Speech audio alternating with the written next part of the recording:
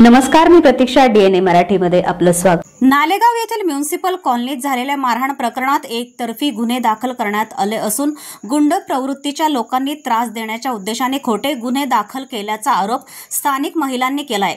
शनिवारी 26 जुलै रोजी महिलांच्या शिष्टमंडळानं अप्पर पोलीस अधीक्षक वैभव कलुबर्मे यांची भेट घेऊन परिसरात दहशत पसरविणाऱ्या व्यक्तींविरोधात कठोर कारवाई करण्याची मागणी केली आहे. यावेळी सोनाली रोखले, ॲडव्होकेट अनिता दिघे, अनिता पवार, दिव्या भवार, शारदा भुजबळ, उषा साठे, दुर्गा दळवी, रेणुका वाणे, वैशू कुर्डे, रेखा पडोळे, उषा साठे, मन्ना शेख, प्रणव भगत, अभि साखरे, रमेश साळुंखे, करण वाणी, मयूर साठे, कपिल देठे, ओंकार भवार, दिनेश देठे, प्रेम शिंदे, आकाश पवार आदी उपस्थित होते. महिलांनी दिलेल्या निवेदनात म्हटलं आहे की नालेगाव येथील म्युनिसिपल कॉलनीत रोहन चव्हाण, जितेंद्र चव्हाण व अविनाश हंस यांच्यासह त्यांच्या नातेवाईकांची घरे आहेत. सदर व्यक्ती गुंड प्रवृत्तीचे असून ते अनेक वर्षांपासून अवैध धंदे करून परिसरातील नागरिकांवर दहशत पसरवित असल्याचा आरोप करण्यात आलाय.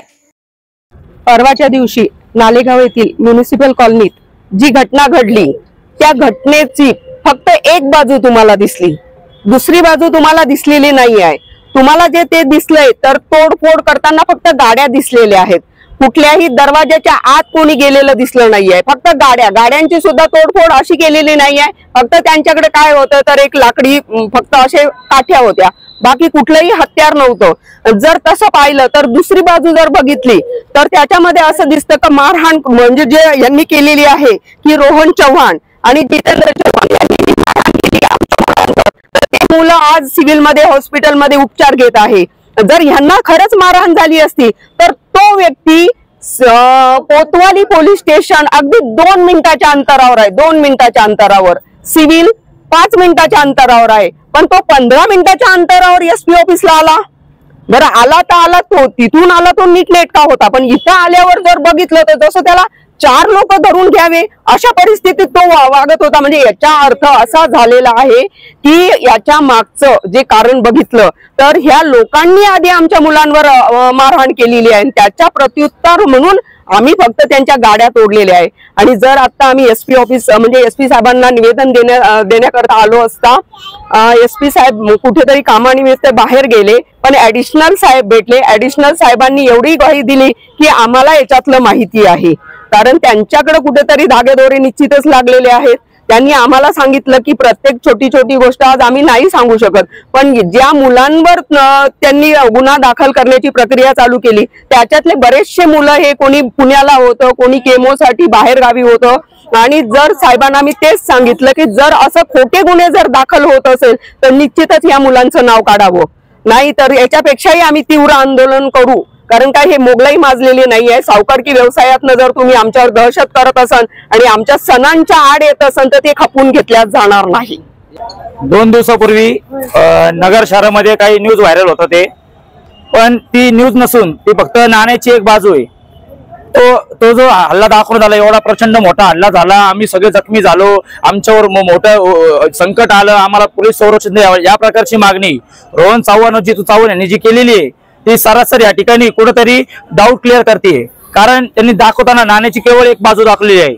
त्यांनी जे त्याच्या हल्ला होण्याच्या 2-3 दिवसा अगोदर जी लक्ष्मी आईची यात्रा होती त्या यात्रेमध्ये त्यांनी खोड घालायचा प्रयत्न केला, देवी थरात अडवण्याचा प्रयत्न केला, त्याला गाड्या आडव्या लावल्या. गाड्या आडव्या लावल्यात नाही तर काय करायचं ते करून घ्या, आम्ही काढत नाही गाड्या.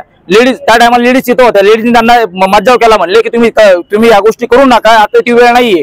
पण पुढे त्यांनी त्या ठिकाणी गांभीर्य बाळगलं नाही. सण आहे, उत्सव आहे, देवीची यात्रा, त्यांनी या ठिकाणी गांभीर्य बाळगलं नसताना सुद्धा त्या ठिकाणी त्यांनी ज्यांना जे घोड घालायची होती त्यांनी ती केली.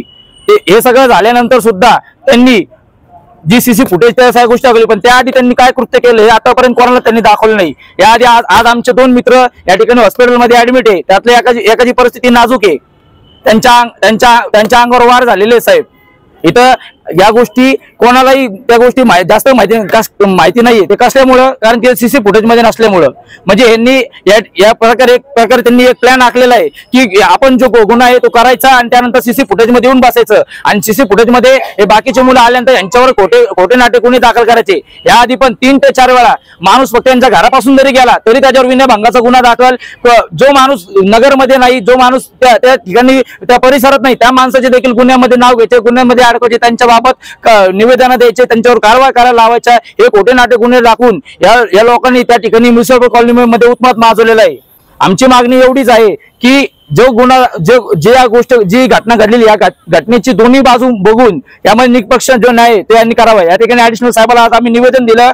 सर्व म्युनिसिपल कॉलनीतले लोक या ठिकाणी उपस्थित होते. आम्ही सगळ्यांच्या वतीने निवेदन दिलं की या गोष्टीची योग्य ती शहानिशा व्हावी, नाण्याची दुसरी बाजू सुद्धा बघता यावी आणि हे जे लोक आहेत हे लोक सावकार करून लोकांना दहशती करून लोकांना फार त्यांनी ही म्युनिसिपल कॉलनी सोडायला लावली. अशा लोकांनी इथं फक्त कायद्याचा सहारा घेऊन कायद्याला कुठेतरी कायद्याचा लोकांना धाक दाखवून घाबरवून आपली दहशत माजवण्याचा प्रकार जो तुम्ही हे केलेले. तर या ठिकाणी आमची एवढीच मागणी आहे की निष्पक्ष न्याय होऊन सर्व गोष्टी ज्या आहे ज्या खऱ्या गोष्टी आहेत आणि ज्यांचे खोटे नावं घेतले त्या सगळ्यांना न्याय मिळावा हीच आमची मागणी आहे. आणि हे जर नाही झालं तर यापेक्षाही मोठं जन आंदोलन या ठिकाणी SP कार्यालयावर करण्यात येईल.